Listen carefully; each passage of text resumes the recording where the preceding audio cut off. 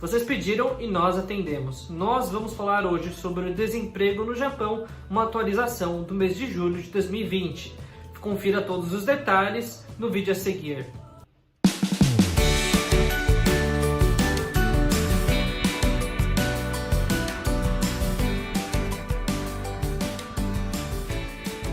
Minasan, konnichiwa, canal Vinícius no Japão para mais um vídeo diário. E hoje nós vamos falar sobre o desemprego no Japão, uma atualização do mês de julho de 2020. Vamos entender exatamente o que se passa no Japão quando diz respeito ao assunto de desemprego. Tem muita coisa realmente sendo falada a nível global, né, de que os números eventualmente podem estar errados e que os números eventualmente podem estar maquiados, que os números podem estar certos. Enfim, existem muitas teorias que estão sendo confabuladas pelos economistas e suportadas por alguns políticos e alguns influenciadores para o resto do mundo, que estão de fato intrigando, né, o mundo de uma forma geral. Então, se você quiser saber todos os detalhes sobre esse assunto e ficar por dentro do desemprego de uma forma geral, até para saber se você está em uma situação de risco, fique até o final do vídeo, ok? Então vamos lá. Primeiro de tudo, uma contextualização rápida a respeito dos números que a gente tem no Japão. Eu vou colocar o gráfico aqui, né, para a gente acompanhar. A gente vê que o Japão ele saiu de um patamar aí de 2,4% de desemprego em fevereiro, um patamar, diga-se de passagem, extremamente bom, né, extremamente favorável para uma economia prosperar. E isso vem aumentando, né? Em março a gente subiu para 2,5%, em abril 2,6%, ou seja, 0,1% de incremento um mês após o outro. E em maio a gente teve aí um patamar de 2,9%. E aí vocês devem estar se perguntando, poxa, mas vai ficar aí, não vai ficar nesse patamar? O que deve acontecer com o Japão de uma forma geral? Bom, logo de largada, já vou lançar aqui para vocês uma projeção, tá? E depois a gente vai entender qual é o fundamento dessa projeção. Nós conseguimos observar, segundo o site Trading Economics, que existe a projeção de que o desemprego ele chegue a 3,2% no mês de junho, que ainda não houve fechamento, né? O mês acabou de acabar, e no mês de julho a gente chega a 4,1%. Ou seja, basicamente, existe uma previsão de que o Japão ele cresça ainda o desemprego e chegue aí no patamar dos 4% até o final do mês de julho. Tá? A partir do mês de agosto, ou seja, no término do mês de agosto, já existe uma previsão aí mais favorável e inferior a 4%. E o porquê será que eles estão projetando esse patamar? Será que é coerente essa projeção? Vamos entender um pouco mais, até comparar inclusive com outros países para ver o que está acontecendo. Quando a gente vê, por exemplo, os Estados Unidos, a situação foi muito diferente, né? E diga-se de passagem, o Japão e os Estados Unidos têm relações comerciais muito próximas, né? Inclusive relações diplomáticas e políticas realmente muito próximas, né? Então, teoricamente, os Estados Unidos seriam uma boa referência para o desenrolar da questão do Covid-19 na economia do Japão. Mas quando a gente vê a questão do desemprego nos Estados Unidos, eu vou colocar o gráfico aqui, a gente consegue ver que em março ele já subiu um pouco para 4,4%, ou seja, no Japão nesse mesmo período estava 2,5%, ou seja, os Estados Unidos com desemprego superior, mas historicamente é assim mesmo, não tem nenhum mistério aqui. Em abril o desemprego ele saltou para 14,7%, ou seja, mais de 10% da população que trabalha de fato foi dispensada no mês de abril, né? É um número assim exageradamente alto, mas coerente, né? Por quê? Porque de acordo com as regras estabelecidas com relação às políticas de prevenção e o distanciamento social de uma forma geral, muitos empregos foram dispensados. Restaurantes fecharam, restaurantes teoricamente suspenderam suas atividades, academias, cinemas, toda a operação de turismo, enfim, os Estados Unidos ele tem uma relação de trabalho muito diferente do que existe no Brasil e no Japão. Não existe exatamente bem um contrato de trabalho. Então existe uma flexibilidade muito grande que permite que, do dia para a noite, os funcionários sejam dispensados, principalmente arubaito, né, ou part-time. Então houve uma dispensa em massa nos Estados Unidos que começou a reduzir a partir de maio. Então, em maio, houve um fechamento aí de 3,3% e já existe uma previsão de 11,1% na taxa de desemprego. Ou seja, os Estados Unidos está retomando, digamos aí, rapidamente, inclusive, a sua economia e, consequentemente, o pleno emprego ou a situação de empregabilidade para mais de 96% dos seus habitantes que estão em condições de trabalho e se interessam por trabalho, ok?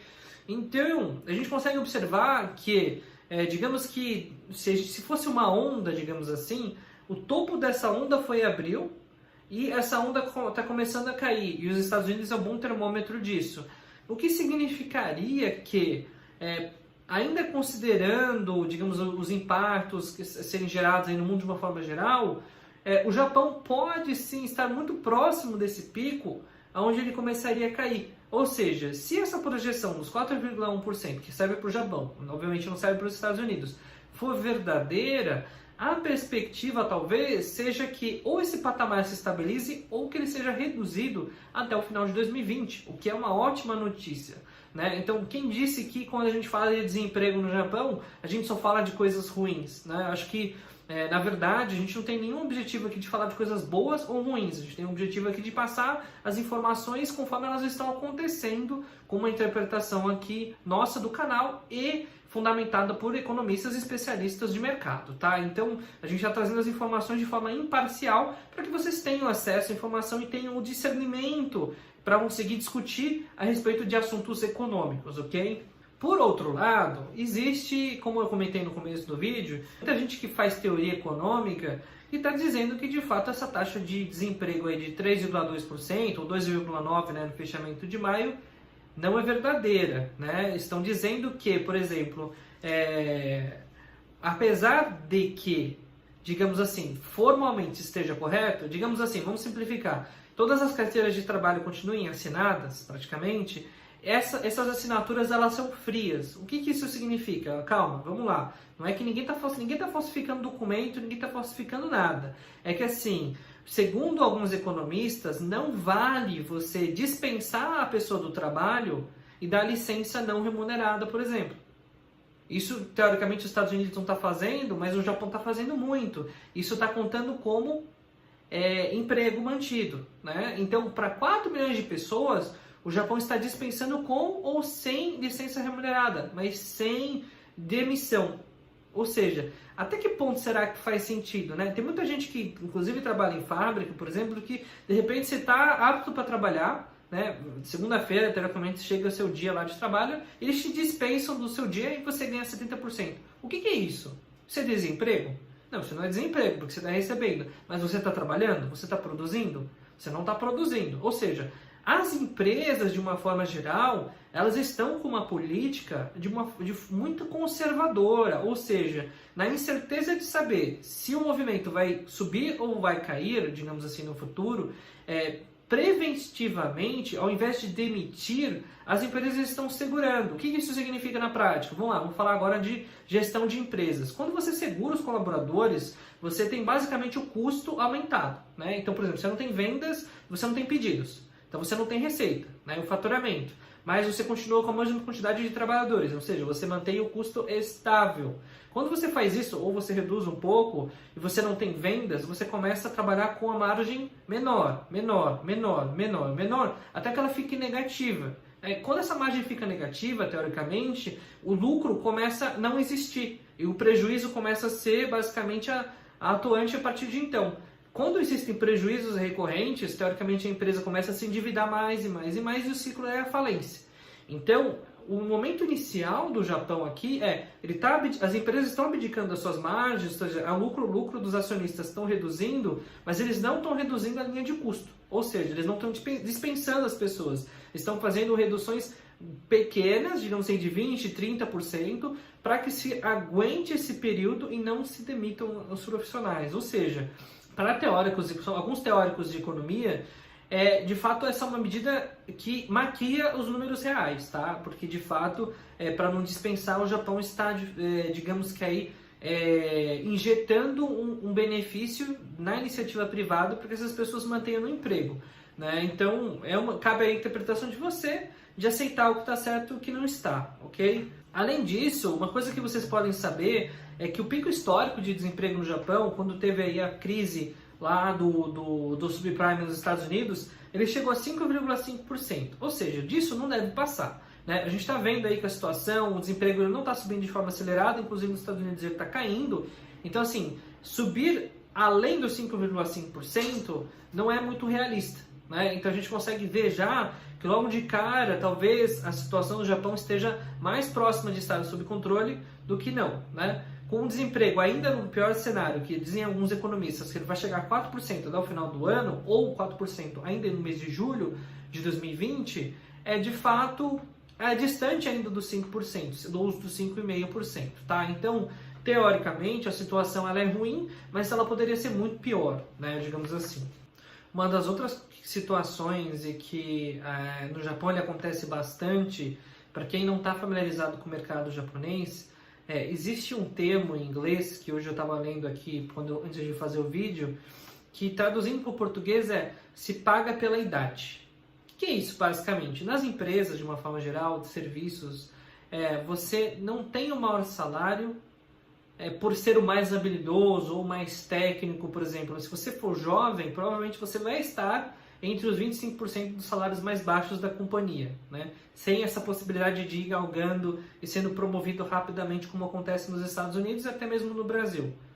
O que acontece na prática? No Japão existe o pagamento por idade, ou seja, quanto mais velho você é, maior é o seu contra-cheque, né?